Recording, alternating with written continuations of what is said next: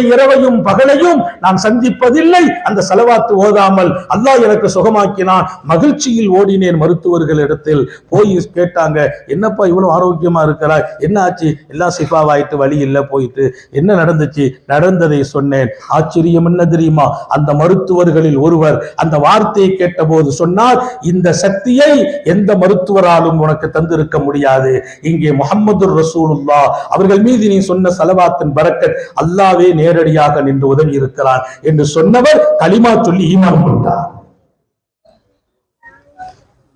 ஈமான் இல்லாத மருத்துவருக்கு ஈமான் கிடைத்தது.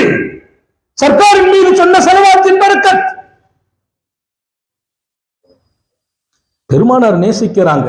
என் வாய் மணக்கிறது நான் ஸலவாத் ஓதுவதால், என் இதயம் பசுமையாகிறது, மகிழ்ச்சி ஆகிறது. தீராத நோய்களை ஸலவாத்து ஷிஃபாவாக்கி வைக்கிறது. நான்